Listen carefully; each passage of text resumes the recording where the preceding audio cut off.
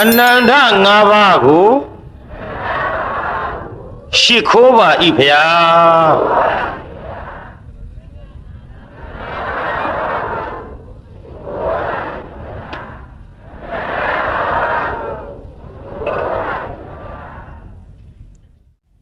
ဥသုံးချိန်ချကြရှစ်ခိုးမဖြစ်လည်းကောင်းချင်းယုံချင်းလိုက်ဘူးဘာနဲ့ဒီလောက်ကျဲတဲ့ကွင်းကြီးလည်းမဆန်ဘူးနောက်ကလူကဇွတ်ရှစ်ခိုးရှေ့ကကြောနှစ်ဖူးနဲ့ပြစ်တိုက်ဖို့ရှိပညာလို့တချို့ထိုင်စရာမရှိလို့မတ်တရတ်ပိသက2000ခွဲ3000လောက်ရှိတယ်နဲ့တူပါရဲ့အနည်းတဲ့ပိသကြီးမဟုတ်ဘူးအနန္တ၅ပါးရှစ်ခိုးပြီးတဲ့နောက်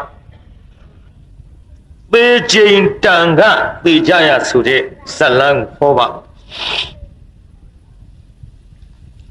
တရားနာပိဋကကြားဘူးထားတဲ့မန္လိကာဆိုတဲ့မိမတယောက်ဟာဒီဇလံထဲမှာပါဝင်လာဘုန်းကြီးဟောခဲ့ပါတယ်ဝိသခဇလံကိုဝိသခဇလံဟောတဲ့နေရာမှာမဟာလတာတန်းစာဝိရတဲ့မိမ3ယောက်ရှိတယ်လို့ဘုရားသာသနာမှာဘုန်းကြီးဟောခဲ့ပါတယ်ပိဋကကြီးနောက်ကဆိုးကြည့်စမ်းမှလက်ချိုးပြီးတော့ဝိမန်ဘဘယ်နှချောင်းဝိမန်ဘဆိုကြည့်စမ်းမှဝိဆိုတာဝိသခာဘယ်သူတဲ့တော့မန်ဆိုတာမန္လိကာဘယ်သူတဲ့ဘဆိုတာဘာယာနတိတထေသမီးဗတ္တာဘယ်သူတဲ့တော့ဘာယာနတိတထေသမီးဗတ္တာအဲ့ဒီမဟာလတာတန်းစာကြီးကိုဝစ်ကြရတာဟာဘာလှူခဲ့လို့လဲလို့ဆိုတော့သင်္ကန်းလှူခဲ့လို့နော်သင်္ကန်းလှူခဲ့လို့ဖြစ်ပါတယ်ဒါကြောင့်ဒီသင်္ကန်းလှူခဲ့တဲ့မန္လိကာအကြောင်းကိုဘုန်းကြီးဟောမှာဖြစ်ပါတယ်သင်္ကန်းလှူခဲ့တဲ့မန္လိကာဆိုတော့မန္လိကာကကျမ်းဂန်မှာတချို့နည်းနည်းလေး2ယောက်ရှိတော့ထွေးနေပါတိုင်းပြည်အုပ်ချုပ်တဲ့ဘယင်ကောသလရဲ့မိဘရခေါင်ကြီးကလည်းမန္လိကာဖြစ်ပါအဲ့ဒီကောသလရှင်ဘယင်ရဲ့ဗန္ဓုလစစ်သေးနာပတိချုပ်ကြီးရဲ့မယားဖြစ်တဲ့မိမကလည်းမန္လိကာဖြစ်မန္လိကာ2ယောက်ရှိပါတယ်အဲ့ဒီမန္လိကာ2ယောက်ရှိတဲ့နေရာမှာဒီမဟာလတာတန်းစာကိုဝတ်ရတဲ့မန္လိကာဒီဘယ်သူလဲလို့ဆိုတော့ဘုန်းကြီးတို့ဗန္ဓုလစစ်သူကြီးကတော်ဖြစ်ဒီသင်္ကန်းကိုဝတ်ရတဲ့နေရာမှာလည်းပဲသင်္ကန်းလှူရတဲ့အကျိုးမဟာလတာဝိရတာလည်းပဲဒီသင်္ကန်းလှူရတဲ့အကျိုးကြောင့်ဆိုတာဘုန်းကြီးဟောခဲ့ပါတယ်ဒါကြောင့်ဝိသခာတေဓာတ်ကလေးကိုဘုန်းကြီးရေးထားတာကိုဟိုဘုန်းကြီးတို့အင်းစိန်မှာအဆုံးသတ်ခဲ့ပါကဲဒီတော့ကောင်းပြီတရားနာပြိဿမဟာလတာတန်းစာကြီးကိုဝိရတဲ့ဗန္ဓုလစစ်သူကြီးကတော်မန္လိကာလည်းဒီဇလန်းနဲ့မှာပါလာတော့ပေါ့ကောသလမင်းကြီးလည်းပါလာလိမ့်မယ်ဗန္ဓုလစစ်သူကြီးလည်းပါလာလိမ့်မယ်ဗန္ဓုလစစ်သူကြီးရဲ့တူလည်းပဲဒီထဲပါလာလိမ့်ဗန္ဓုလစစ်သူကြီးကိုလိုက်ပြီးဖမ်းကြတဲ့ယထာနဲ့စစ်သေးနာပတိ900လည်းပါလာလိမ့်အတော်လေးစုံလင်ပါတယ်ကောသလနဲ့ကျုံမနဲ့ရတဲ့သားဖြစ်တဲ့ဝိတရူပဆိုတာလည်းပါလာလိမ့်ဒီဇလန်းဒီနေ့မပြီးရင်လည်းဖြင်ကဆက်ဟောတာပေါ့ဇလန်းကတော့အတော်ရှည်လျားပါသို့တော်လည်းပဲဒီနေ့ဟောမဲ့ဇလန်းကိုနည်းနည်းစထားကြပါစို့သာဝုထီတိုင်းပြည်မှာမင်းလုပ်ပြီးအုပ်ချုပ်တဲ့ဘုရင်ကကောသလဒါဇတ်ဆောင်နေမပါလို့မဖြစ်ပါဒီကကြီးဇတ်ဆောင်ဆိုတာမပါရင်ဖြစ်ပါမလားအကယ်ဒမီရထားတဲ့ရုပ်ရှင်ဇာတ်ကားကမင်းသားတစ်ယောက်ထဲနဲ့ဇတ်ထုတ်တစ်ထုတ်ဖြစ်လာနိုင်ရဲ့လားမင်းသမီးတစ်ယောက်ထဲနဲ့ကိုဖြစ်လာနိုင်ရဲ့ မင်းသားလည်းပါတယ်မင်းသမီးလည်းပါတယ်မင်းသားနဲ့မင်းသမီးချစ်နေတဲ့နေရာဝင်ပြီးတော့နှောက်ယှက်တဲ့လူတွေလည်းပါတယ်နောင်ချင်းချမဲ့လူတွေလည်းပါတယ်အခိုးတဲ့တိုက်တဲ့လူတွေလည်းပါတယ်ဖမ်းမဲ့စီးမဲ့ရဲရရှိတွေလည်းပါတယ်ရုံးကရောက်သွားတော့တရားစီရင်မဲ့တရားသူကြီးတွေလည်းပါတယ်မော်တော်ကားတွေပါတယ်မိရထားတွေပါတယ်စုံလင်အောင်ဇက်ဆောင်နေရပါရသလိုအခုဒီဇလန်းနဲ့မှာဇက်ဆောင်အဖြစ်နဲ့ကောသလရှင်မယံကလည်းမပါလို့မဖြစ်ပါအဲ့ဒီကောသလရှင်မယံရဲ့အာနာအောက်မှာစစ်သေနာပတိကျုပ်အဖြစ်နဲ့ခံစားရတဲ့ဗန္ဓုလာအဲ့ဒီဗန္ဓုလာစစ်သူကြီးရဲ့မယားစီကျွတ်တို့ဟောမန္လာမင်းများရဲ့သမီးဖြစ်တဲ့မန္လိကာဖြစ်ပါတယ်အဲ့ဒီမန္လိကာသည်ဗန္ဓုလာစစ်သူကြီးနဲ့ရပြီးသောအခါဗန္ဓုလာစစ်သူကြီးဒီကောသလရဲ့အာဏာအောက်မှာတိုင်းပြည်ရှိတဲ့ကျွန်းသဘုံများနှိမ်နှင်းအုပ်ချုပ်ပြီးတော့လာခဲ့ဒီလိုအုပ်ချုပ်ပြီးတော့လာခဲ့ရမှဗန္ဓုလာစစ်သူကြီးရဲ့မယားဖြစ်သောမန္လိကာကဝင်စိတ်ထားအခုလောလောဆယ်ပေါ့နောက်တော့ပေါ်လာလေဝင်စိတ်ထားမြုံနေမိမမြုံဖြစ်နေတယ်သားသမီးမထွန်းကားဘူးသားသမီးမထွန်းကားတော့ဗန္ဓုလာစစ်သူကြီးကသားသမီးရခြင်းသားသမီးရခြင်းနဲ့သားသမီးမရတော့မန္လိကာမင်းမိဘပြန်ထမင်းပြန်တော့မင်းနဲ့ငါနဲ့အတူတကွနေလို့ကတော့ငါအမွေခံတိုင်းမဲ့သားသမီးမင်းရအောင်ဖန်တီးမပေးနိုင်တဲ့မိန်းမမှတ်ထားနော်ဒါကြောင့်ကျုပ်ရေးခဲ့တာပေါ့ကျမ်းဂန်နဲ့ကြိုက်ပြီးတော့လင်းချစ်ဆေးမယားချစ်ဆေးဆိုတဲ့သချင်းတစ်ပုဒ်ဧကဘာဆေးတို့လင်းကမယားကိုချစ်တဲ့ဆေးမယားကလင်းကိုချစ်တဲ့ဆေးအဲ့ဒါကျုပ်ကျမ်းဂန်နဲ့ကြိုက်ရေးခဲ့ယောက်ျားများအတွက်ပုရိသသုတ်မိန်းမများအတွက်မာတုကာမသုတ်အဲနည်းနည်းလေးတော့အဲ့ဒီလင်းချစ်ဆေးမယားချစ်ဆေးပရိသတ်ပေးလိုက်ပါဦးမယ်ယူသွားကြတကြက်ကြက်ရံဖြစ်နေတဲ့ဟာဒီချစ်ရင်ပဲရံဖြစ်လိမ့်မှန်လားပရိသတ်ကြီးအဲဆိုးမလားနောက်ကသိမယုံအောင်ကြကဲဆိုလားဟေ့အင်္ဂုတ္တရာနိကေမြတ်စွာဘုရားဟောကြားခဲ့တယ်ထင်ရှားအောင်နာစေခြင်းနဲ့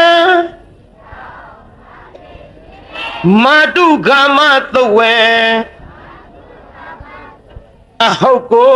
ထုတ်ပြတယ်အိမ်အောင်ရှင်းလင်းသာယောက်ျားများရဲ့အတွက်ကိုကွယ်ဗုဒ္ဓဘဂဝါရဲ့ပုရိသသုတ်ထုတ်ဆောင်ပြခဲ့တယ်ရုပ်ရည်လည်းချောရမယ်ဥစ္စာလည်းပေါ်ရမယ်အကျင့်သီလနှောလို့မပြည့်တဲ့သဘောနဲ့သာသမီလည်းရရမယ်ထာမလင်းနေမရအများကြီးချစ်နိုင်တယ်မထာဟိလင်းချစ်စေမရချစ်စေတော့ရုပ်ချောရမယ်ဥစ္စာပေါ်ရမယ်အကျင့်သီလရှိရမယ်မပြည့်ရဘူးသာသမီရရမယ်တဲ့ပိဋကရုပ်ချောလို့ချစ်တယ်ဆိုတာကတော့ရှင်းပါတယ်မှန်လားပိဋကကြီး ရုပ်ချောလို့ချစ်တယ်ဆိုတာကတော့ရှင်းပါတယ်မရရင်သာရှိရမယ်ရုပ်ရှင်မင်းသားချောချောမိန်းမတွေကြိုက်တာရှင်းသားမရရင်သာရှိရမယ်ရုပ်ရှင်မင်းသမီးချောချောယောက်ျားတွေကြိုက်တာရှင်းသားပဲရှင်မရတော့ဘုန်းကြီးတွေကောမမွေးနဲ့မပါဘူးရှင်းတယ်ဗျိဒချောလို့ကြိုက်တာရှင်းဥစ္စာပေါ်လို့ကြိုက်တာလဲအတော်ရှင်းတယ်ရုပ်သေးလောက်အောင်ဆိုးရုပ်သေးလောက်အောင်ဆိုးဥစ္စာပေါ်ရင်ချစ်တယ်နော်ဒါလည်းရှင်းတယ်နော်ပြီးတော့တစ်ခါအကျင့်သီလတဲ့အဲ့ဒါကြတော့လိုးလားအကျင့်သီလဆိုတာဘယ်လိုအကျင့်သီလတွေလဲယောက်ျားလုပ်တဲ့လူကမိန်းမရဲ့အပေါ်မှာကိုဣမရမှလွဲပြီးတော့တပါးသောမိန်းမတွေနဲ့ဘယ်တော့မှမဖောက်ပြန်လော်လီခြင်းမရှိအဲ့ဒီလိုနေတဲ့ယောက်ျားကိုမယားကပူချစ်တဲ့တကားတို့မှတ်သွားကြနော်ခင်ဗျားတို့ခေတ်ကဘွဲပေါက်နေတဲ့ခေတ်ဘာတွေဘွဲပေါက်တာတုံးဆိုတော့အဲ့ဒီဘွဲတွေပဲပေါက်နေအမကြရှင်းတော့ကမြန်ရိုးမြေကြဆိုတဲ့အတိုင်းရိုးမြေကြကြသဗျာဘယ်လိုရိုးမြေကြတယ်လဲဆိုရင်မယားသေးတော့လင်လုတ်တဲ့လူကမယားသေးတော့လင်လုတ်တဲ့လူကငါသားသမီးလေးတွေမိတွေးနဲ့ဒုက္ခဖြစ်ချီရဲ့နောက်ထပ်အိမ်တော်မပြုတ်ဘူးတကယ်ရိုးမြေကြမိတွေကောင်းတယ်ဆိုတာဂေါရမီကလွဲရင်ရှိခဲ့သည်ဒါကြောင့်မိတွေနဲ့ငါသားသမီးတွေဒုက္ခများကြီးရဲ့ဟောအိမ်တော်မပြုတ်လင်းသေးပြန်တော့လည်းမယားလုတ်တဲ့လူကနောက်အိမ်တော်မပြုတ်ဘူးငါအိမ်တော်ပြုတ်လိုက်ရင်ပထွေးလုတ်သူရဲ့အညိုညင်ခံရမယ်ငါသားသမီးလေးတွေတနာလှကြီးရဲ့ဟိုတုန်းကရိုးမြေကြဆိုတာတကယ်ရိုးမြေကြအခုတော့တရားနာပရိသတ်ရေသေပြီးတဲ့နောက်မယူတာတော့မသိဘူးမသေးခင်ကိုဘွက်ပေါက်နေတဲ့ခေတ်တလောက်ရောသိပြီဒါကြောင့်တရားနာပရိသတ်ကြီးမိန်းမကယောက်ျားရဲ့အပေါ်ယောက်ျားကမိန်းမရဲ့အပေါ်အကျင့်သီလရှိရင်ဒီအိမ်တော်ရေးသာယာတဲ့ဗျာတို့မှန်ရလားပရိသတ်ရုပ်ချောတာပြီးစေပေါ့ဥစ္စာပေါ်တာပြီးစေပေါ့အကျင့်သီလပြီးစေပေါ့မပြင်းကြီးတဲ့သဘောတဲ့လာပြန်ပြီပြိတ္တမပြင်းကြီးတဲ့သဘောဆိုတာကိုယ့်တောင်းကကိုမှန်အောင်ရမိန်းမကမယားဝတ်တရားနဲ့ယောက်ျားကလင့်ဝတ်တရားနဲ့စီးတဲ့ရေးဆဲတဲ့ကစင်းနဲ့ပြိတ္တကြီးစီးရည်ဆိုတာလင်းရှာထားတဲ့ပစ္စည်းဆဲတဲ့ကစင်းဆိုတာမိမကမယိုးမဖိတ်အောင်စောင့်ရှောက်တာတာစီးထားတာလင်းရှာတဲ့ပစ္စည်းတွေအပြင်ကိုယိုဖိတ်ပြီးထွက်မသွားအောင်အဲကြောင့်စီးရည်ဆဲတဲ့ကစင်းလို့လင်းနမယားကိုဒီတိုင်းပြောထားစောင့်ရှောက်ပါဘူးခုခေတ်မိမတွေကတော့ငွေယိုပေါက်တွေကတဲများငွေရိုးပေါက်တွေတဲများတဲ့ထမင်းဆက်နှစ်ထည်ရှိလေအဆန်းပေါ်ဝယ်ကျင်တာပဲမန္တလေးကမိန်းမတွေပြောပါတယ်အင်းကြီးအထည်30လောက်ရှိလေအဆန်းပေါ်ဝယ်ကျင်တာပဲအော်သူများသာပြောနေတာဒီကနေ့ဖော့သင်္ကန်းတစ်စုံလှူတော့ကျုပ်ကဟိုလေးချင်းမောင်ဆိုတဲ့သင်္ကန်းဝစ်ချင်းနေဗျာခွက်ကြတယ်သူများသာပြောနေတာတောင်ဦးစာပြန်မွဲတရားဟောရင်လည်းဦးစင်းတော်ကသင်္ကန်းလေးဝစ်လာတယ်မင်းသင်္ကန်းဘာသင်္ကန်းတော့ပါဆိုလေးရင်မောင်ဗျာကြတော့မှကွယ်အေးကောင်းသားဟေးတရားသုံးညဟောသင်္ကန်းသုံးစုံထွက်ခြင်းထွက်နေမှာတရားတရားရှိတဲ့ရန်ကုန်ကိုပြိဿမှန်ရလားပြိဿကြီးရှေ့ဆက်ကြပါအောင်ဆိုကြားနေရောဗါတဲ့ရုပ်ချောရမယ်ပြီးသွားပြီဥစ္စာပေါ်ရင်ချစ်တဲ့ရှေ့ဆက်ကြပါအောင်ဆိုကြားနေရောဗါတဲ့ရုပ်ချောရမယ်ပြီးသွားပြီဥစ္စာပေါ်ရင်ချစ်တယ်ပြီးသွားပြီအကျင့်သီလရှိရင်လင်ကချစ်တယ်မယားကချစ်တယ်ပြီးသွားပြီ နောက်ပြီးတော့မပြေးရတဲ့သဘောသိသွားပြီထမ်းပါရေထမ်းတဲ့အလုတ်ထင်းဖြတ်တဲ့အလုတ်ကုံကွအလေးအပင်ထမ်းရမယ့်ကိစ္စတွေကိုယောက်ျားအလုတ်ခွန်ဆိုင်အားဆိုင်လုပ်ပါဘယ်တော့မှမိန်းမမခိုင်းပါနဲ့ထင်းဖြတ်နေကြမဟုတ်တဲ့မိန်းမကိုဖြတ်မပေးဘဲနဲ့အဖြတ်ခိုင်းလို့လက်မပြတ်တဲ့မယားတွေရှိကြသည်လောကကိုယ့်လုတ်ကိုမလုပ်လို့ပေကြသည်လောကကိုယ့်လုတ်ကိုမလုပ်လို့ပေချင်းစိုးသူဖြတ်နေကြငါခိုင်းငါလက်မအတူလေးနဲ့ဖြစ်နေမချစ်ဘူးအဲ့ဒီလေတချို့ကြီးမိမလှုပ်တဲ့လူကထမင်းချက်ရမယ်ကိုယ်အလုပ်ကိုမလုပ်ဘူးပြင်းလာတဲ့ယောက်ျားအချက်ခိုင်း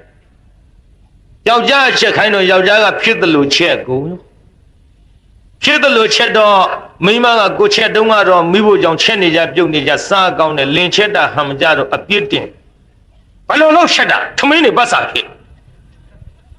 ပတ်စားဖြစ်မိမချက်ပါထမင်းမောထတတ်ကြဗျာယော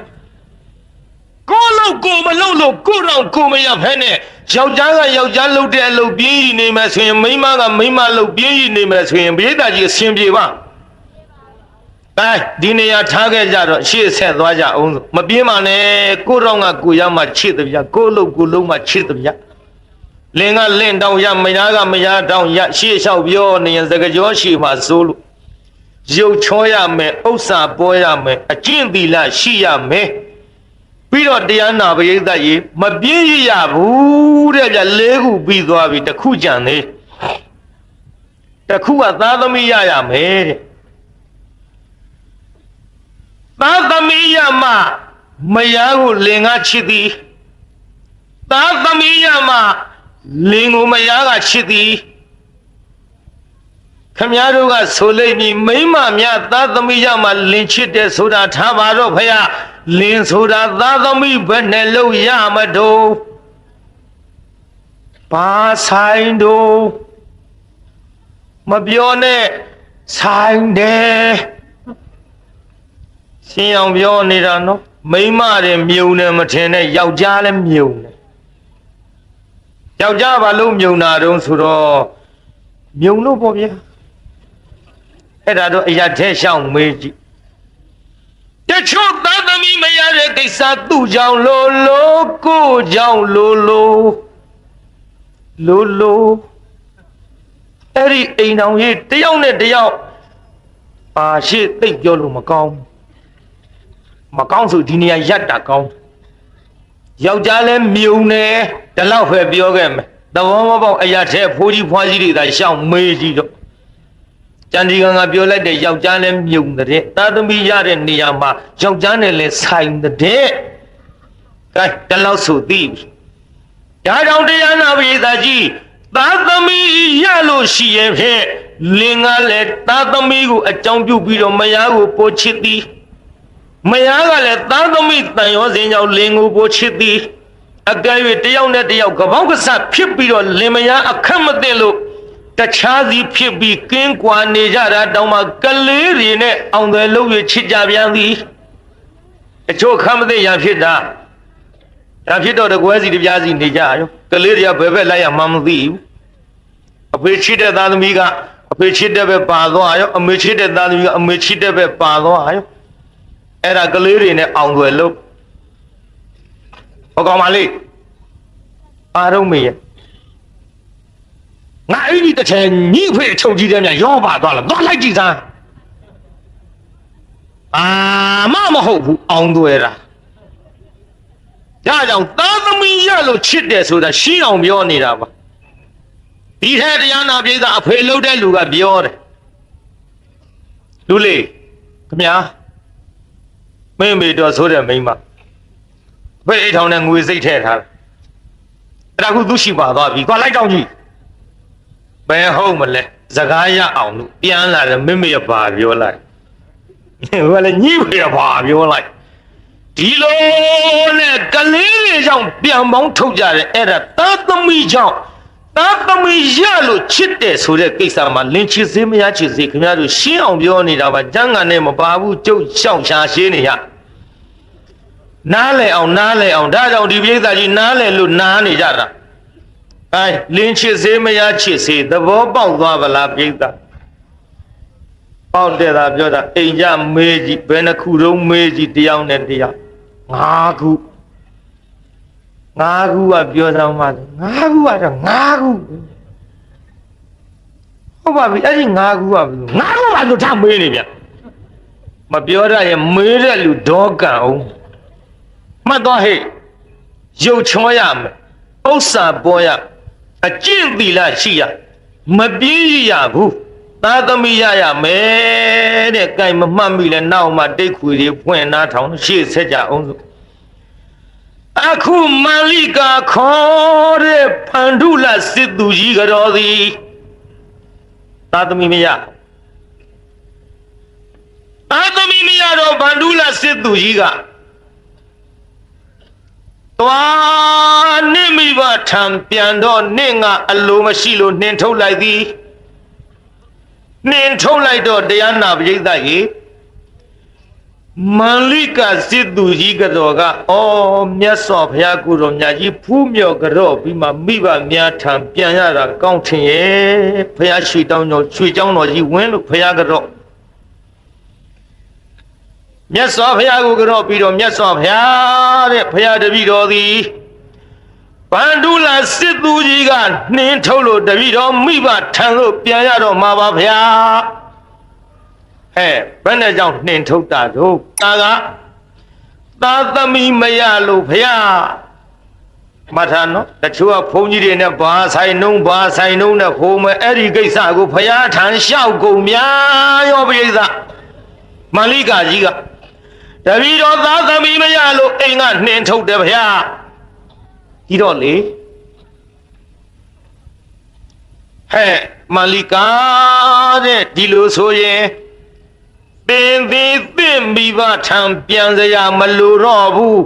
ဗန္ဓုလစစ်သူကြီးဖြစ်သောသင်လင်သားရဲ့အိမ်သို့သာသင်ပြန်သွားတော့ဘုရားကမိတ်လိုက်ဘုရားကမြင်တယ်ပြိဿဒီကကြီးဘုရားမြင်တယ်ကျွတ်တော့မမြင်ဘူးဘုရားကမြင်တော်မူတဲ့နေရာမှာဓမ္မှန်ရိုက်ကြည့်နေတာမဟုတ်ဘူး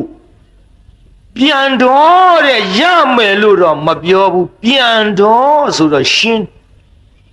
ဒီကိစ္စနဲ့ကြောင့်တော့နိမိဘထံမပြန်နဲ့တဲ့အိမ်သာပြန်တဲ့ရလိုက်မယ်ဆိုတာကိုမန္လိကာကလည်းမပြောဘဲသိတော့အိမ်ပြန်သွားအမိတ်မရှိဘဲသိတော့အိမ်ပြန်သွားမန္လိကာငါနှင်းထုတ်လိုက်တာဘယ်နဲ့ကြောင့်ခုအိမ်ပြန်လာတာဗန္ဓုလစစ်သူကြီးမြတ်စွာဘုရားကိုရောင်မြတ်ကြီးကြော့ပြီးမှမိဘထံပြန်မယ်ဆိုပြီးတော့ဝင်းကြော့သောခါမှာဘုရားကိုရောင်မြတ်က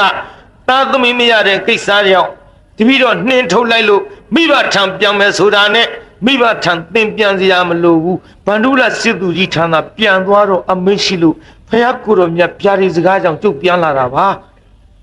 ဗန္ဓုလစစ်သူကြီးကစဉ်းစားမြတ်စွာဘုရားကိုရောမြတ်သည်အရှိကိုမြင်တော်မူတယ်မြတ်စွာဘုရားကိုရောမြတ်သည်ဉာဏ်တော်နဲ့မြင်လို့သာသင့်လင့်အိမ်ကိုပြန်တော့လို့မြတ်စွာဘုရားလွတ်တော်မူလိုက်တာပဲကဲဒါဖြင့်နေတော့ဆိုပြီးခွင့်ပြုလိုက်ဒီလိုနေလာခဲ့ရမှတရားနာပိဋကရေအဲ့ဒီဗန္ဓုလစစ်သူကြီးကတော့ဖြစ်တဲ့မန္လိကာခေါ်တဲ့မိမသားသည်ချင်းချင်းဖြစ်လာသူ့ချင်းချင်းကဘာဖြစ်လာလဲသူ့ချင်းချင်းဖြစ်လာဘုံကဗန္ဓုလစစ်သူကြီးတဲ့ကျုပ်ဝေသာလီလိษဝေမင်းတို့ရဲ့ရေကအဲ့ဒီရေကန်ထဲမှာရေချိုးခြင်းနဲ့အဲ့ဒီရေကန်နဲ့ရေချိုးခြင်းနဲ့ဆိုတော့သာသမီရခြင်းနေသောဗန္ဓုလစစ်သူကြီးကကဲဒါဖြင့်လာသွားကြစို့ဘိုးကြီး1000တင်မှရတော့လေးကြီးနဲ့ယထာဘောတင်ပြီးတော့ဗန္ဓုလထွက်ပြီယူအဲ့ဒီရေကန်ရဲ့အနီးမှာလည်းပဲကျွတ်တို့ လိဆဝီမင်းရဲ့အိမ်ကရှိအဆောင်အကြက်တင်းနဲ့ထားလိုက်တာရေကန်တရားနာပြည်တာငှက်တောင်မဝင်နိုင်ဘူးတဲ့ငှက်တောင်မဝင်နိုင်အောင်စောင့်ကြပ်ပြီးတော့ထားတဲ့ရေကန်ဘန္ဓုလစစ်သူကြီးဝင်သွားတကဆောင်ကိုတရားနာပြည်တာကြိမ်တုံးနဲ့ရိုက်ကျိန်တုံးနဲ့ရိုက်ပြီးတော့တရားနာပြည်သားရေးတန်လျက်နဲ့အကုန်လုံးတကားတွေခုတ်ဖြတ်ပြီးတော့ရေကန်နဲ့ဝင်သွားမန္လိကစစ်သူကြီးကတော့ကိုသူရေချိုးပေးသူကိုယ်တိုင်လည်းရေချိုးသူကိုယ်တိုင်လည်းရေချိုးပြီးတော့တရားနာပြည်သားပြန်ထွက်လာရောပြန်ထွက်လာတော့လေလက်ဆွေမင်းနေကြားတက္ကသံကိုကြားလိုက်ဟေးတို့ရေကန်နဲ့ရန်သူဝင်လေဟေးရန်သူပဲရန်သူလေဘယ်ရန်သူရမလဲအခုကြားပြီယထာပြေးတဲ့အဲ့ဒီယထာဟာဗန္ဓုလစစ်သူကြီးရဲ့ယထာလားရာစကွာမင်းအပေါင်းရဲ့အလေဒီရေကန်နဲ့သူ့မှုလာရဲ့တွေ့ကြသေးတာပေါ့ဟေးလာယထာပြေးလိုက်မယ်လိုက်မယ်ဘန္ဓုလကိုဒီကနေ့သတ်မကွာသတ်မကွာဆိုပြီးယထာအစီ900ပြိတ္တနဲတာမဟုတ်ဧသာကြီးယထာအစီပဲ200တော့ယထာအစီ900နဲ့တရားနာပြိတ္တရေ6ဝတ်တန်းစာတွေဝတ်လို့လေးလက်နဲ့ကိုစီနဲ့လိုက်ကြလိုက်မဲ့လို့တော့လိဆဝီမင်းကတားတယ်ပြိဿအမောင်တို့မလိုက်ကြနဲ့မသိမှုထင်တယ်။အိုးကိုယ့်ရေကနဲ့ဝင်ပြီးတော့လားစော်ကားတဲ့ဗန္ဓုလာဘာလို့မလိုက်ခဲနေရဘသူကသိခံနိုင်မလဲမလိုက်ကြနဲ့ငါနဲ့သူအတူတကွနေလာခဲ့ဘူးတဲ့မင်းတို့လိုက်လို့ရှိရင်အသက်ကုန်မှသနာလို့ကောင်းမလေးလိုက်အေးငါတားလို့မရရင်လိုက်တာတော့လိုက်ကြပေါ့ကွယ်တို့အဲ့ဒီဗန္ဓုလစစ်သူကြီးရဲ့ယထာနောက်ကလိုက်ရမှာဆိုတော့သူ့ယထာလေဟိုယထာဘိန်းပတောင်းမြေကြီးဝင်သွားအောင်မြုပ်တဲ့ယထာဘိန်းရာမြင်ရင်တော့သင်တို့ပြန်ခဲ့ကြနော်ပြန်ခဲ့ကြပြိဿဗရောင်းဆိုတာဝင်ရိုးနာကတ်နေတာသိရလားပြိဿဗတောင်းထီအောင်များမြုပ်သွားတဲ့အရာကိုမြင်ရင်သင်တို့ပြန်ခဲ့ကြနော်မလိုက်နဲ့အကယ်၍ယထာဘိန်းဗရောင်းထီအောင်ဝင်ရအရာကိုမပြန်ခဲ့ရင်ဖြင့်အတန်ကြားလို့ရှိရင်အမောင်တို့ပြန်ခဲ့ကြ900ပြီမဲ့လို့တယောက်ထဲသောဗန္ဓုလမလိုက်နဲ့နော်အတင်ရဲပြီးတော့အကယ်၍အတန်ကြားယုံမြနဲ့မပြန်ခဲ့လို့ရှိရင်ဖြင့်ယထာဥမာအပေါက်တွေမြင်လို့ရှိရင်ဖြင့်ပြန်ခဲ့ကြယထာဥမာအပေါက်မြင်ရင်ပြန်ခဲ့ကြတဲ့မှားလိုက်တော့လိုက်ရောပရိသတ်ရေဟေး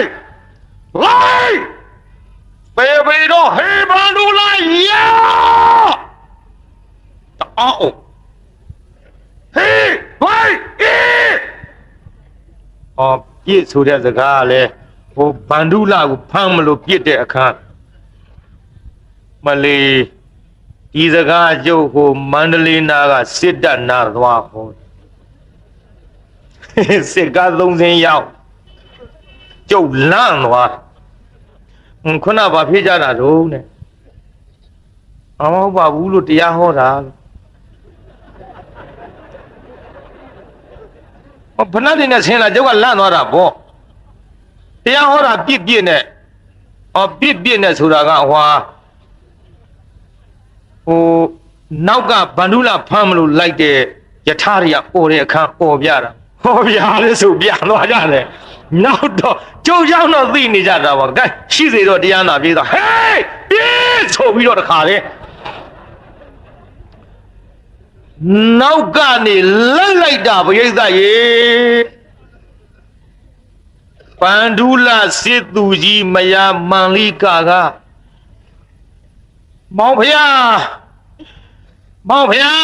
အကိုရဖြစ်တော်မဟာပန္ဒုလကြီးနောက်ကယထာတွေလိုက်လာပြီရန်သူတွေလိုက်လာပြီဟေးယထာတွေလိုက်လာလို့ရှိရင်ဖြင့်ရော့ဒီကျိုးကင်ထားဆိုပြီးဘိုးကြီးတစ်ထောင်တင်မရတော့လေးကြီးကိုတအားဆောင်းတင်လိုက်တရားနာဘိသကြီးယထာဘိကြီးလေပထောင်းကြည့်အောင်မြုပ်သွားမြင်နေဟိုနောက်ကယထာတွေမြင်မေးသည်ဆက်လိုက်တာဒေါသကဖြစ်နေတော့ပထောင်းမြုပ်ရင်ပြန်ငယ်တဲ့အဲ့ဒါလေးတင်တာလို့ဟိုကမပြောချင်လို့ဒါမပြန်ဘူးမပြန်မနဲ့ပထောင်းမြုပ်ရဲ့သားနဲ့ဆက်လိုက်ပထောင်းမြုပ်ရဲ့သားနဲ့ဆက်လိုက်တော့တရားနာပရိသတ်ကြီးမောင်ဖျားလိုက်လာတော့မယ်ဟင်လိုက်လာလို့ရှိရင်ဖြင့်နမနေအောင်ဆိုပြီးတော့တရားနာပရိသတ်ကြီးကျိုးတွေကိုညှိပြီးတော့ခတ်လိုက်တဲ့အတန်သူတို့ကြားမိုးကြိုးထစ်တဲ့အတိုင်းကြားလိုက်တော့ကြားသားပဲလိုက်တော့မယ်ကြားရသားနဲ့နောက်မပြန်ဘူးမပြန်တော့တရားနာပရိသတ်ကြီးမောင်ဖျားလိုက်တုံးမယ်လို့ဆိုတော့ဟဲ့နမမန္လိကာယထာ900ဟာလေရင်ပေါင်တန်းပြီးမလာပဲနဲ့ယထာတစင်းတည်းလို့ထင်ရတဲ့အချိန်မောင်ဖျားကိုပြောစားယထာတစင်းလို့ထင်ရတဲ့အချိန်ဆိုတာဒီလိုပေါ့ပြိဿအဲ့ဒါကျုပ်လက်သမ်းမမြင်ရအဲ့ဒီကနေလက်သမ်းမှောင်ပြစ်ဟိုပမာပြောတာတော့လှမ်းမပြစ်လိုက်ပြောပါသေးတာကိုဒီမဲ့အဲ့ဒီကနေလက်သမ်းကိုလှမ်းပြစ်လက်သမ်းကိုပြစ်ရင်လက်သမ်းနဲ့မကဘူးဟောဒီ9ချောင်းအကုန်ပြတ်တယ်သူကတဲ့အောင်ပြောတာတဲ့အောင်ပြစ်ချင်လို့900လုံးတစ်ပြိုင်တည်းဖောက်ချင်လို့ယထာတစင်းနဲ့လို့ထင်ရတဲ့အချိန်ကိုနှမမောင်းကိုပြောဆိုတော့ယထာတွေအကုန်လုံးတန်းပြီးတစင်းနဲ့ထင်ရမောင်ဖျားယထာတွေအကုန်ပြောက်သွားပြီးတစင်းနဲ့လိုက်လာတယ်အဲ့ဒီကြောင့်ဟောသဘောပေါက်တဲ့တစင်းနဲ့ဆိုတဲ့ကအဲ့ဒီနေရာမှာတရားနာပိဋကလေးနဲ့ပြစ်ချလိုက်တာရှေ့ဆုံးယထာကနေပြီးတော့နောက်ပိတ်ဆုံးယထာအထိ900စလုံးအကုန်လုံးဖောက်ထွက်အမလေးယထာပေါ်လိုက်တဲ့တရားနာပရိသတ်ရေသူရဲကောင်းတွေဟာလေသူတို့ရင်ဘတ်ကနေဖောက်ထွက်သွားတဲ့မြာဖောက်မှမသိဘူး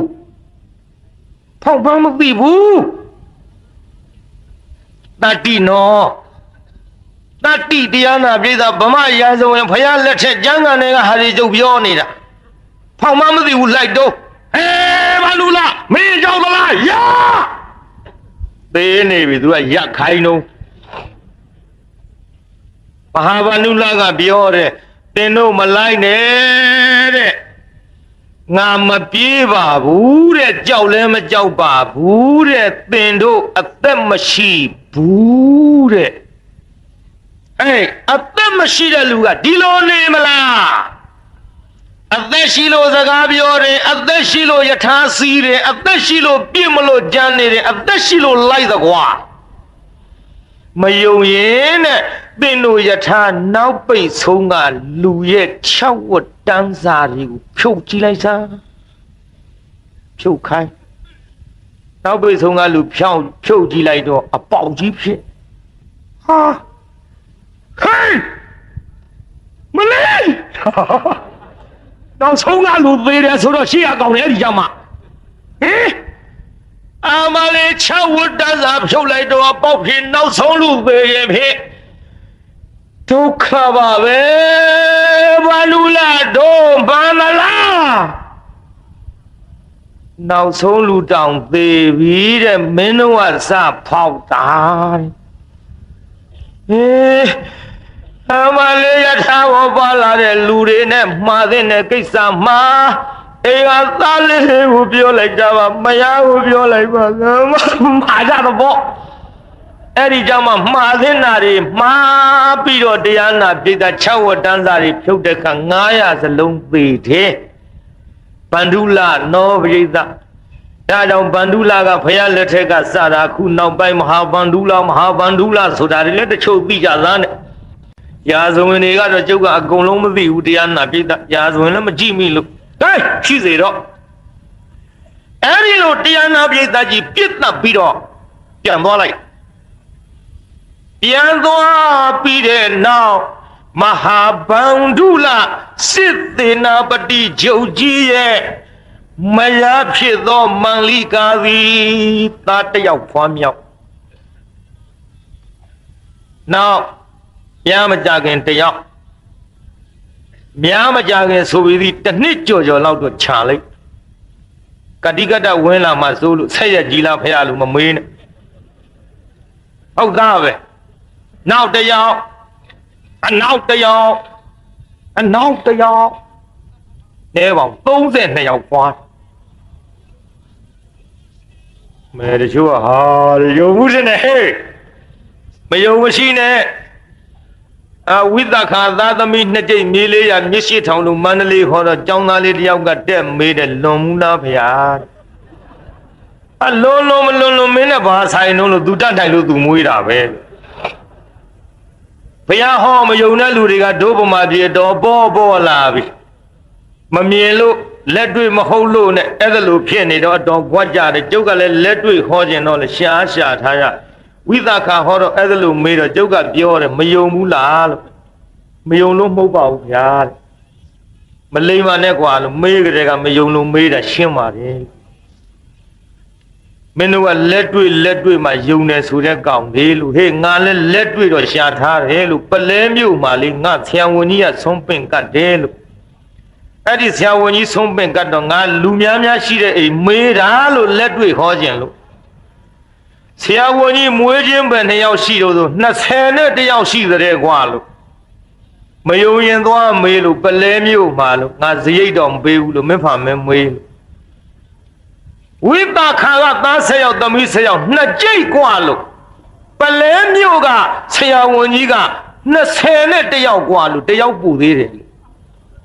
ဒါကြောင့်တချို့ကကိုမမြင်တာနဲ့မယုံဘူးလို့နေတတ်ပါတယ်ပြိဿ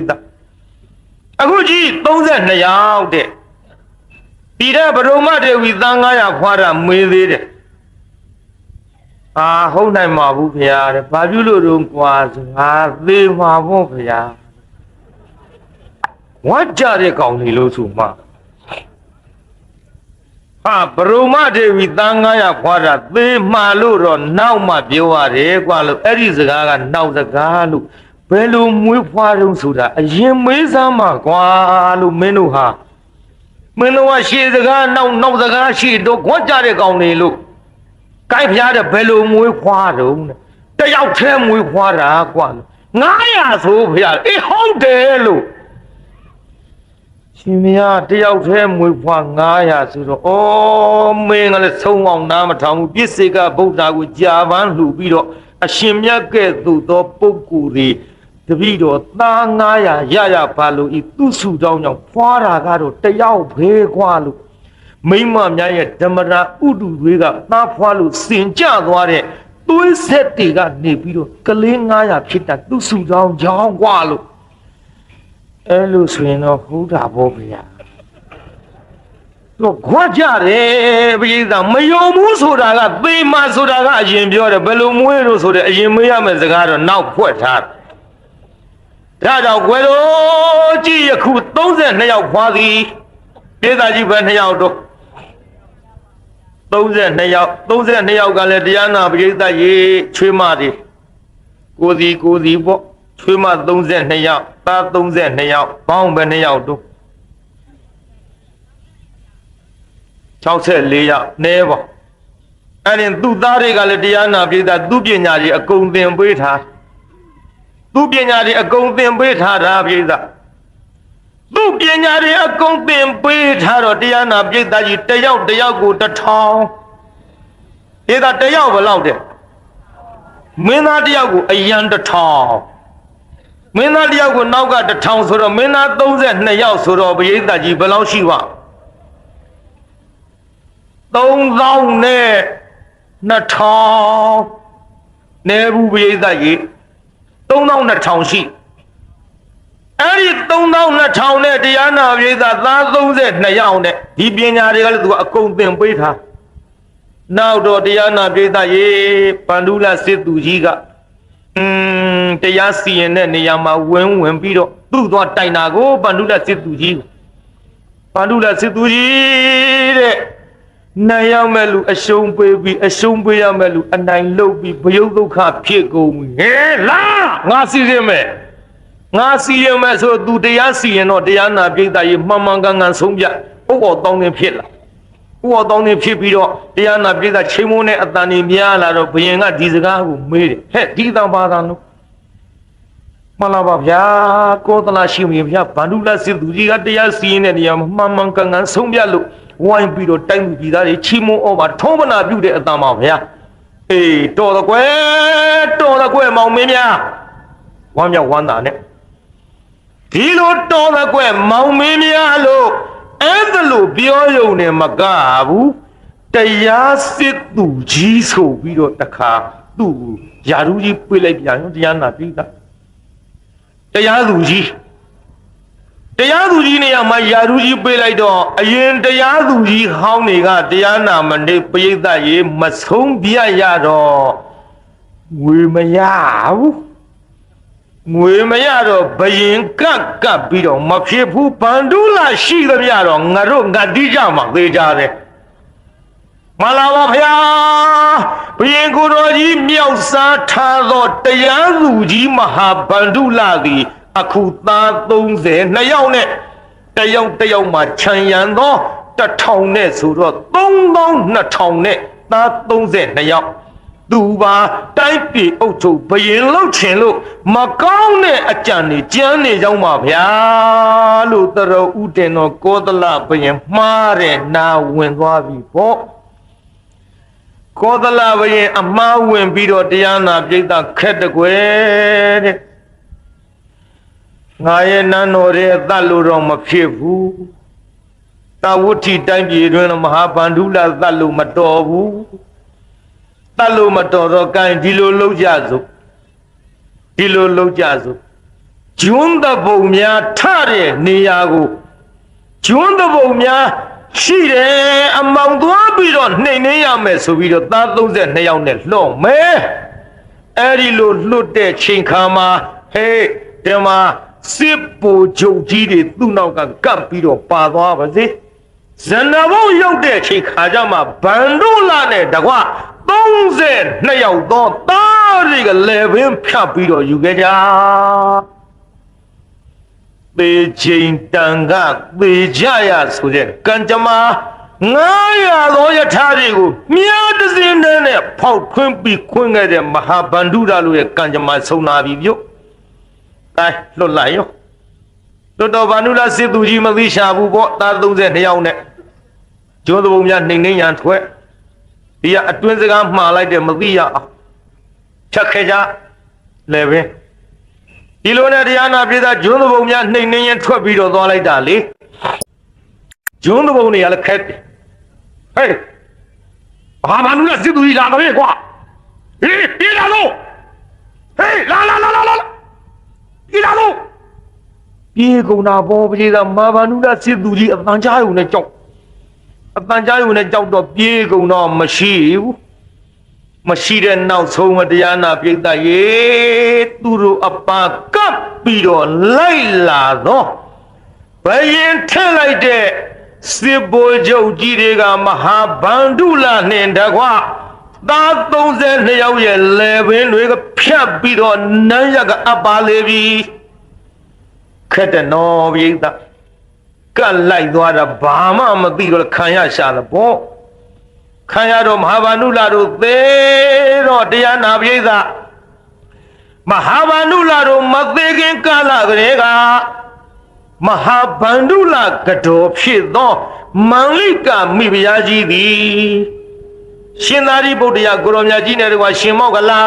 ၎င်းတော့တန်ဃာတော်900အက္ကတဝကအစုံနဲ့ဆွမ်းကတ်ဆွမ်းမကတ်ခင်ကလေးက ဘန္ဓုလာစစ်သူကြီးနဲ့သင်္သား32ယောက်ကိုခေါင်းဖြတ်ပြီးတော့သစေလို့အမိန့်တော်ကြီးနဲ့စစ်ဗိုလ်တွေကပ်ပါသွားအောင်ထည့်လိုက်သည်ဒီစာကိုရတော့မန္လိကာကြီးကလေစာကိုဟောသလိုအင်ကြီးလေးနဲ့ထည့်ထားပြောဘူးဘယ်သူမှရှင်သာရိပုတ္တရာကိုရောမြတ်ကြီးတို့ဆောင်းကတ်တော်တရားနာပရိသတ်ကြီးကျုံမတယောက်ကပေါ့လေထောပါအိုးကြီးယူလာတော့ခလုတ်တိုက်ပြီးကွတ်သူကြောက်ဝေးနမိတ်နော်ကန်းကြီးများနှောပါဗျာဇဘူရိနမိတ်ထွန်းတဲ့ကျုံဆိုတာဒီကျုံကွနမိတ်ဟေအရင်ငါနောက်မှာတပည့်လေး2ယောက်ပါသည်ငါတို့နတ်မောက်ကိုသွားပြီးတော့တရားဟောတော့လေမကွေးကနေငါနတ်မောက်ကူးသွားခွေးกว่าကနှစ်ခါဝင်တိုက်နမိတ်ကြောင်းပြောနေကားကခွေးကိုနှစ်ခါဝင်တိုက်တယ်ပါလာတဲ့တပည့်လေးတယောက်ရဲ့အဖေကသေးတယ်ပါလာတဲ့တပည့်လေးတယောက်ရဲ့အမေကြီးကသေးတယ်နှစ်ခါတိုက်2ယောက်သေးနမိတ်မြင်းကြံမှာ16ညတရားဟောနေအခုဘုန်းကြီးကားလှူထားတဲ့တက္ကနဲ့တက္ကမပါလာဟောမှာသူ့မိတွေကြီးကနေမကောင်း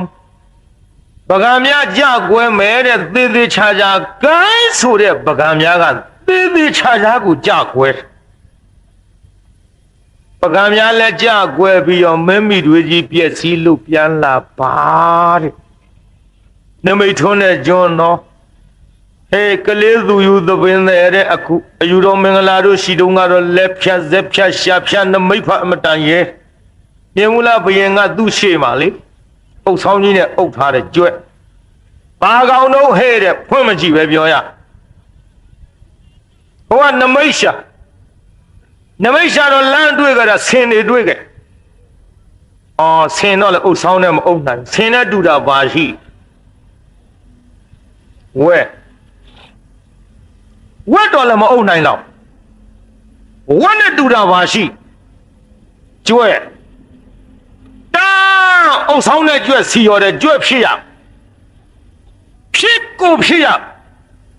ဘယ်လိုမှတန်ရမဝင်မဲနဲ့ရဲတင်းတော်ဥတင်နဲ့မှလာပါအုပ်ဆောင်နဲ့ကျွဲရှိကြောင်းပါဗျာဟာဟေးဘယ်ကြီးဗျာဗျာမနေပြီကွမလာပါဘယ်နှကောင်ဆိုတာဆက်မေးတော်မူပါဗျာအယူတော်မင်္ဂလာဘယ်နှကောင်လဲကွာမှလာပါ3ကောင်ပါဗျာဆင်က3ကောင်တွေ့ခဲ့ကျွဲတကောင်နဲ့အုပ်ထားတာဆိုတော့ဟေးမာရကွာဖွင့်အုပ်ချောင်းဆိုပြီးတအားဖွင့်နဲ့ကြွက်မကြီးကအဲ့ဒီထဲတင်ကြွက်ကလေး2ကောင်မွေးနေဟော3ကောင်နဲ့နမိတ်ပရိသတ်ရဲ့ဒီတဲ့ပရိရှိချထားတဲ့ရွှေကိုအစ်ကလေးလက်နဲ့ဒီလိုစမကြည့်ပဲနဲ့အချိန်မလောက်ရှိသလဲမေးနမိတ်ကဆင်တင်းကိုကတ်တီကျိုးနေတာတွေ့ခဲ့တယ်ကတ်ကျိုးခြင်းကြောင့်မှန်လာပါကိုကြသားဖြစ်ကြောင်းပါဗျာချိန်ကြီးတရွေးသားမရော့နမိတ်ထွန်းနဲ့ကျွန်းဟိတ်ရွှေဘိုးဘုန်းကြီးစာတင်သားဘဝသွားတရားဟောတယ်ပြိဿမန္တလေးဘူရာကြီးကိုဖြတ်ထားတဲ့ဂုံတရာခလုတ်တိုက်စရာဘာမှမရှိဘူးအဲ့ဒါဘုန်းကြီး4ဘက်ထောက်ရလဲတယ်ခလုတ်တိုက်ပြီးတော့ဘာမှမရှိဘူးခလုတ်တိုက်စရာခရီးသွားကနီးပါလိမ့်မလို့တခုခုပဲစိတ်ကလေးလာဘာတခုခုမဘာမှတိုက်စရာမရှိဘဲနဲ့နိဗ္ဗာန်နဲ့လဲနေနာလို့ဖြစ်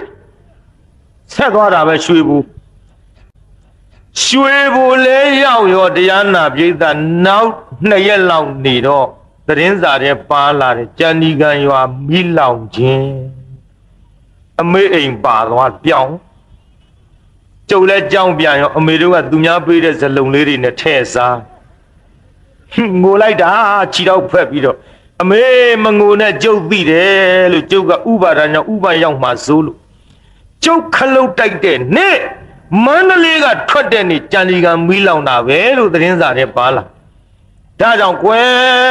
နမိတ်ထွန်းတဲ့ကျိုးမို့လို့ကောင်းတဲ့စကားလေးတွေသုံးကြစမ်းပါတယောက်နဲ့တယောက်တွေ့လို့နှုတ်ဆက်တာတောင်မှအတူမဘယ်ရပြန်လားကျမဈေးရပြန်လားအတူမချမ်းသာပါစေတော်တော်လည်းချမ်းသာပါစေတော်ကောင်းမှုလားပြိဿချမ်းသာပါစေပြောကြစမ်းပါတကယ်ချင်းဘယ်ရပြန်လားတော့ငါရုပ်ရှင်ရပြန်လားချမ်းသာပါစေကွာမင်းလည်းချမ်းသာပါစေကွာဒီလိုပြောသားမှာခုတော့မဟုတ်ပါဘူးတယောက်နဲ့တယောက်တွေ့လို့နှုတ်ဆက်ကြတယ်ကွာမင်းသေးသေးပဲကိုကွာမသေးလို့မှတွေ့တယ်တောင်ပြောမြောက်ပြောနေဒီထက်တယောက်နဲ့တယောက်စီဝါရေးမွေးတယ်ဘယ်နဲ့တော့ဟေးတယ်မင်းတို့စီဝါရေးချီနေဆင်းပြေလာတယ်ငါလူရေးတော့မစားတာပါဘူးကွာခင်ဗျားတို့စကားတွေကဟုတ်ကုန်မဟုတ်ဘူးဇဘူရိနမိတ်ထွန်းတဲ့ကျွန်းကောင်းတာကိုရွေးပြောရင်ကောင်းတာကိုဖြစ်နိုင်သည်မှန်လားပြိဿအခုကြည့်ထောပတ်စီအိုကြီးကြကွဲပြီဟိုမှာဗန္ဒူလာနဲ့ဗန္ဒူလာရဲ့သား32ယောက်ကိုခေါင်းဖြတ်မှာဒီကထောပတ်စီအိုးကကြကွဲပြီထောပတ်စီအိုးကြကွဲတော့ပေးကပြောတယ်ဘယ်လိုအကြောင်းပါလိမ့်မတော့နော်ဟိုကလေကျွန်းသူပုံများနှိမ်နှင်းသွားနေတယ်ဒီတော့ရှင်သာရိပုတ္တရာကိုရောမြတ်ကြီးကဟဲ့မာလီကာဒီကိစ္စနဲ့ပတ်သက်ပြီးတော့အလှူဒါနအနှောင့်အယှက်ဖြစ်အောင်များစိတ်မချမ်းမသာမရှိလေနဲ့နော်မြတ်အရှင်မြတ်ဖျားတပည့်တော်စီထောပါစီအိုးကြကွဲတာကြောင့်တပည့်တော်စိတ်အနှောင့်အယှက်မဖြစ်ပါဗျာဖျားတပည့်တော်သည်ဟောဒီမှာဗျာတဲ့မဟာဗန္ဓုလာစစ်သူကြီးနဲ့သား32ယောက်ကိုခေါင်းဖြတ်ပြီးတော့ယူစေလို့တတ်စေလို့ဆိုတဲ့အမိန့်တော်ကြီးဘယင်ကောသလမှလိုက်တာကိုဖယားတပည့်တော်မှသိပြီးပါသဖြင့်ဒီစာရတုံးကတောင်မှဆွမ်းကတ်တဲ့ကိစ္စကိုမကြည်မသာအနောက်အရှင်မဖြစ်ပါပဲနဲ့ထောပတ်စီအိုးလေးကြတာလောက်တော့ဖြင့်တပည့်တော်အနောက်ရှင်မဖြစ်ပါဗျာတို့ပါတော့လေဟဲ့သမီးတို့လာကြစမ်းချွေးမ9ယောက်ခေါ်လို့သမီးတော်ငါရဲ့လင်သားဖြစ်သောဗန္ဓုလစစ်သူကြီးနဲ့သင်တို့ရဲ့လင်သားဖြစ်သောငါဤသား32ယောက်သည်ယခုသေချင်းတန်ခသေကြရလိမ့်ပြီသူတို့ကံကဒီအချိန်ဒီလိုတပြုံကြီးသေရမယ်ဆိုတဲ့ကံပါလာလို့သမီးတို့ဒီကိစ္စနဲ့ပတ်သက်ပြီးတိုက်ပြေအုပ်ချုပ်တဲ့ဘယင်ကောသလကိုဘယ်လိုနည်းနဲ့မှအမြင်မထားကြနဲ့အပြစ်လည်းမတင်ကြနဲ့သေချင်းတောင်းလို့သေကြရတာပဲသမီးတို့လို့ပြောလိုက်တော့ချောင်းနားထောင်နေတဲ့မင်းချင်းယောက်ျားတယောက်ကဒီကိစ္စဘယင်တော်ဥတင်ရောဗျာဧသာကြီးဘသူတော်ဥတင်နော်ဘယင်တော်ဥတင်တော့ဘယင်ယူကြုံမရဖြစ်ပြီဒုက္ခပါပဲလားကွာဒါဖြင့်အမှားမရှိတဲ့သူရဲကောင်ဖြစ်သောမဟာဗန္ဓုလစစ်သူကြီးနဲ့တော့သား32ယောက်ကိုတတ်တာမှားပြီဘိကြီးမြငါမှားပဲမန္လိကံဘီဗျာကြီးနဲ့သူရဲ့ချွေးမ32ယောက်ရှေ့တော်သွင်းစေရှေ့တော်သွင်းစေဆိုတော့သူမှားတဲ့အကြောင်းနေမန္လိကကြီးအားပြောပြီးတော့ကင်သင်လိုသောဆုကိုတောင်းတော်တောင်းမိသားပါဗျာဘုရင်ကြီးကလည်းပေးပြီးသားပါပဲဗျာမဟုတ်သေးဘူးသင်လိုသောဆုကိုသာတောင်းတော့မှန်လားပါဗျာဖျက်ကျွန်တော်မျိုးမကြီးတောင်းရမယ်ဆိုရင်ဖြင့်မိဘရဲ့ထံတို့ဖျက်ကျွန်တော်မျိုးမနဲ့ချွေးမ9ယောက်ပြန်ပို့ပေးတော်မူပါဗျာဧသာကြီးအပို့ခိုင်းမလားခိုင်းတယ်နော်တို့လေးခိုင်းရလား မဟုတ်ဘူးလေဘေးလူတွေလန့်ဖြန့်သွားမှာစိုးလို့ပရိသတ်ကြီးအပို့ခိုင်းမလားအပို့ခိုင်းနေတရားနာပရိသတ်ရဲ့ဒီလိုအပို့ခိုင်းတော့တရားနာပရိသတ်ကြီးမာလိကာတို့ပြန်ပို့မာလိကာတို့ပြန်ပို့ပြီးတဲ့နောက်တရားနာပရိသတ်ရေကျွတ်တို့မြတ်စွာဘုရားပရိနိဗ္ဗာန်စံတရားနာပရိသတ်ရေကျွတ်တို့မြတ်စွာဘုရားပရိနိဗ္ဗာန်စံသောခါမှာလေမာလိကာကအဲ့ဒီဘုရားပရိနိဗ္ဗာန်စံတဲ့ချိန်ခါမှာသူ့ရဲ့ပရိနေ904လလုံးမှာပြီးတဲ့အဖိုးကိုးကလေးထိုက်တန်တဲ့မဟာလတတန်းစာကြီးကိုလေ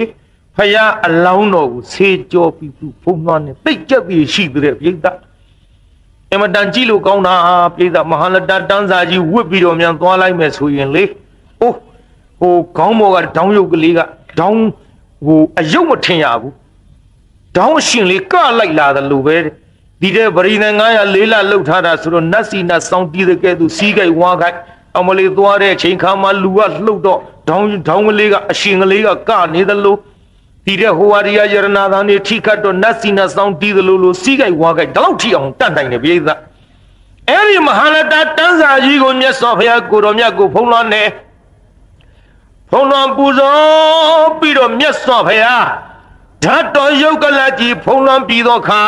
သူဆူတောင်းလိုက်တာကဘုရားတပည့်တော်မှသည်ဒီမဟာလတတန်းစာကြီးကိုမြတ်စွာဘုရားရဲ့ယုတ်ကလဓာတ်တော်အားဖုံးလွှမ်းပြီးတော့ပူဇော်သောကောင်းမှုကြောင့်မြတ်စွာဘုရားဖြစ်လျက်ရတန်တရားမှာဘုရားတပည့်တော်သည်အဝတ်တန်းစာအမြဲတစေမညှိုးနွမ်းပဲနဲ့စံစားပြီးဆင်းနေနိုင်သောကိုဖြစ်ရပါလို့ဤဖျားလို့တောင်းလိုက်တော့အဲ့ဒီဘဝကသေတဲ့ချိန်ခါမှာဟောတရားနာပြိဿရေနတ်ပြည်တို့ရောက်ပါတယ်ဗျာပြိဿကြီးမာလိကပဲရောက်သွားတော့မာလိကဒီတာဝရိန္ဒနတ်ပြည်တို့ရောက်ပြီးတော့အဝတ်တန်းစားနဲ့တကွာဗိမာန်ကြီးနဲ့တကွာခံစားရပါတယ်လို့ဆိုတာတရားနာပြိဿလည်းသိသွားပြီ။ကဲသိသွားတော့ဒါရှိစေအောင်တော့အဲ့ဒီဗန္ဓုလစစ်သူကြီးရဲ့တူပေါ့တရားနာပြိဿအဲ့ဒီတူကဒီကကာရယနာလို့ခေါ်တယ်ဒီကကာရယနာကတရားနာပြိဿငါဦးကြီးတော်ဖြစ်တဲ့ဗန္ဓုလစစ်သူကြီးနဲ့တာ32ယောက်တတ်သောကောသလဘယင်ဒီလေငါလက်စားချီမယ်ကိုပြိဿရဲ့ခေတ္တာတတ်တဲ့လူကလည်းတလှဲ့စီသတ်ပြီးတော့ဒီလိုနဲ့ပဲတယောက်နဲ့တယောက်ဒုက္ခပေးပြီးအသက်ကုန်ကြမယ်ကိုပြိဿကြီးဒီလေငါပြန်တော့မယ်လက်စားချီခြင်းတော့ဒီကကာရယနာဖြစ်တဲ့ကျွတ်တို့ဗန္ဓုလစစ်သူကြီးရဲ့တူကလေဟောမြတ်စွာဘုရားကိုတော်မြတ်ဖူးမြော်ကြောသွားတဲ့ကောသလဖူးမြော်ကြောသွားတဲ့အချိန်ခါမှာတရားနာပြေးတာမင်းမြောက်တစား၅ပါးထားပြစ်ခဲ့ပြီးတော့သူကမင်းမြောက်တစား၅ပါးထားပြီးတော့ဘုရားထံသွားဖူးဘုရားထံသွားဖူးတာအဲ့ဒါလေဗန္ဓုလစစ်သူကြီးရဲ့သူကလည်းစစ်သေးနာပတိကျုပ်ကိုပြိဿရှင်မရင်ဆက်ချီမြောက်လို့အဲ့ဒီစစ်သေးနာပတိကျုပ်ဖြစ်နေဆက်ချီမြောက်ခြင်းခံရတော့မြတ်စွာဘုရားထံမှာကောသလရှင်မင်းကြီးတပါးတည်းဝင်သွားတော့ဒီကကာရယနာကစဉ်းစားအရင်တခါလေကောသလဘုရင်သည်မြတ်စွာဘုရားထံသို့ဒီလိုတပါးတည်းဝင်သွားပြီးခဲ့တဲ့သုံးလောကထေပေါ်ပြီးဘယ်လိုလုပ်ကြတယ်မသိငါဦးကြီးတော်သတ်တာလဲဘုရားထံကထွက်လာပြီးသတ်တာ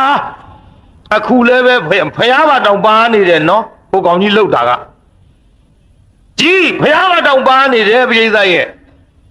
အဲ့ဒီစစ်သူကြီးဒီကကာရယနာကနေပြီးတော့ကဲမဖြစ်ဘူးအခုဘုရားထံသွားတယ်ဘုရားထံကပြန်လာရင်ငါရဲ့ဦးကြီးတော်ဗန္ဓုလစစ်သူကြီးကိုတတ်တယ်လို့ငါလည်းဒီလိုတတ်အောင်မှာပဲမဖြစ်ဘူး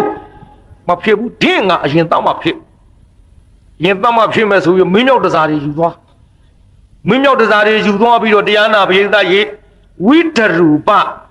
အဲ့ဒီကျွတ်တို့ကောသလရဲ့သားဖြစ်သောဝိတရူပမင်းမြောက်တစား၅ပါးဆင်းစစ်တပ်ကလည်းမရှိဘူးကောသလရဲ့စစ်တပ်ကဟိုပါသွားပြီတရားနာပရိသတ်ရေကောသလစစ်တပ်ကို ခေါ်သွားပြီးတော့ကောသလရှင်မင်းကိုမှားပစ်ခဲ့တဲ့ဒီကကာရယနာကအဲ့ဒါမိမငယ်တယောက်ထားခဲ့မောင်းမဘယင်းကမြတ်စွာဘုရားထမ်းကဖူးမြော်ကြော့ပြီးတော့ပြန်ထွက်အလားဟဲ့မောင်းမဘုရားဘယ်နဲ့တော့ဟင်ငါစစ်တမရှိပါလားမလာပါဗျာမလာပါဗျာပန္ဒုလစစ်သူကြီးနဲ့ပန္ဒုလစစ်သူကြီးသား32ယောက်ကိုတတ်ထားတာအာဃာတပြုတ်ပြီးတော့ယခုဒီကကာရယနာကြီးစစ်တပ်ပါခေါ်သွားရဝိတရူပမင်းမြောက်တစား၅ပါးဆင်ပြီးတော့အသင်မင်းရာကြီးရဲ့တာအာမင်းမြောက်လိုက်ပါပြီဗျာဟေးဘုရားမပြေဘူးဒီတိုင်းဆိုရင်ပြီးတော့ဘာမှသွားသေးတော့အသက်မသေးခြင်းမလိုက်ခဲနဲ့တဲ့ဘုရားဟင်လိုက်သွားလို့ပြေးမှာပဲမပြေဘူးငါခေါင်းနဲ့ကြံတော့တာမပြေဘူးဒီတိုင်းဆိုရင်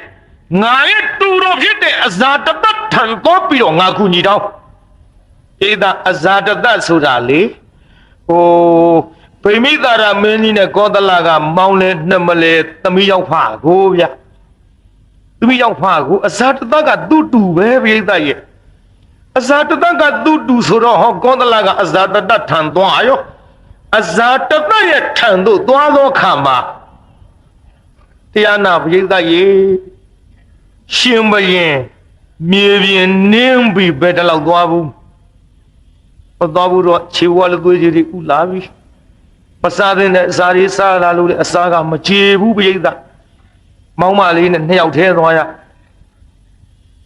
မောင်းမလေးနဲ့မောင်းတီကြီးနဲ့ပေါ့လေဟုတ်တာပဲဒီကမောင်းမဆိုမောင်းတီရှိတော့တာပေါ့နှစ်ယောက်သွားရတာနှစ်ယောက်ထဲသွားတော့အချိန်ကလည်းမလှဘူးတရားနာပြိဿမြို့ထဲလည်းဝင်ချိန်မရတော့ဟောဇယတစ်ခုမြို့ပြင်ဘက်အဲ့ဒီဇယတစ်ခုမြို့ပြင်ဘက်မှာဇယပေါ်မှာနေရင်နဲ့ဝင်းထဲကအစာမကြေသောယောဂာနဲ့ကောသလရှင်ဘရင်ကြီးမောင်းမလေးရဲ့ရင်းကွင်းမှာပင်နတ်ရွာဆန်တို့ကံတော်ကုန်ရပါပြီဗျာနတ်ရွာဆန်ကံတော်ကုန်တော့မောင်းမလေးတယောက်တည်းမျက်စိတငယ်နားတငယ်နဲ့ဘုရင်ကြီးဖျားအာမလေးတိုက်ပြီအုတ်ချုံမင်းလုပ်ပြီးတော့လာခဲ့ရမှာအခုတော့စုံနှုတ်ဇယပေါ်မှာဖယုတ်ဒုက္ခသေးရလေချင်းအာမလေးဖျားကြီးတော်မျိုးပါကြီးပဲလို့ပြီးတော့ပြေမငိုတော့ပေါ့ကွာပြေးသားကြီးငိုဘူးလားပြေးသားငိုတယ်လို့သာမှတ်ပေါ့ငိုတယ်လို့မှတ်ပြီးအဲ့ဒီမောင်မကအကြောင်းကြတော့တူတော်အဇာတသထွက်တူတော်အဇာတသထွက်လာပြီးကြည်လိုက်တော့သူဥရီတော်ဖြစ်နေသည်ဥရီတော်ဖြစ်တဲ့ကောသလတရားနာပြိဿရေဖုန်ကြီးပင်ကြိုပြီးတဲ့နောက်ငါဥရီတော်တတ်ရက်တဲ့ဝိတရူပဟေးမင်းလည်းအဇာတသနဲ့တွေ့ရပါကွာဟေးဝိရူပမင်းနဲ့အဇာတသနဲ့တွေ့ရမှာကွာလာယခုစစ်တပ်နဲ့သွားပြီးတော့တတ်မယ်ဆိုတော့ပညာရှိတဲ့အမတ်များကမှန်လာပါဗျာကောသလရှင်ဘုရင်ကြီးအသက်မသေးသေးဘူးဆိုရင်တော့ကိုတော်လေးသွားသင့်ပါဗျာဥကြီးတော်ဖြစ်တော်ကောသလဘုရင်လည်းနှရွာဆံကန်းတော်ကုန်ပြီးမှုမသွားသင့်ပါဗျာဟိုကလည်းတခြားမှမဟုတ်ဘဲနဲ့ဝိတရူပဆိုတော့ကောသလကမွေတဲ့သားကိုနဲ့ညီအကိုဖြစ်နေတော့ထီနန်စီစိန်ကူသာချမ်းချမ်းသာသာကိုအလူနဲ့ကိုခံစားပါဗျာလို့ဖြောင်းမြထားလိုက်တော့အဇာတသမသွားပြစ်ဖူပေါ့မသွားပြစ်တော့ကျွတ်တို့ဒီကနေ့ဇက်လန်းကတော့ဗန္ဓုလကိုဖမ်းမို့လိုက်သောယထာဘောမှသူရဲကောင်း900စီပေခြင်းကြလို့ပေရတာကတပြုံကြီး900ဗန္ဓုလစစ်သူကြီးနဲ့32ယောက်သောသားတို့ကလည်းသေခြင်းကြလို့သေရတာကတပြုံကြီးပါ နောက်ပြီးတော့တရားနာပရိသတ်ကြီး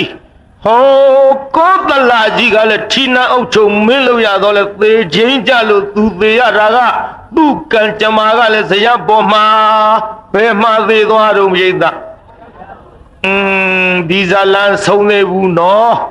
မဆုံးသေးတော့ဇယပေါ်မှာကောသလနတ်ရွာဆန်တဲ့နေရာမှာခိတ္တဒီကနေ့ထားလို့မနှက်ဖြင်ငါကြမှာဒီဇတ်သွားကြီးဆဲခေါ်ကြပါစို့ကိုင်းဆိုကြတကဘာလုံးမှမြတ်သတ္တာချမ်းသာကိုစိတ်မြဲပါစေ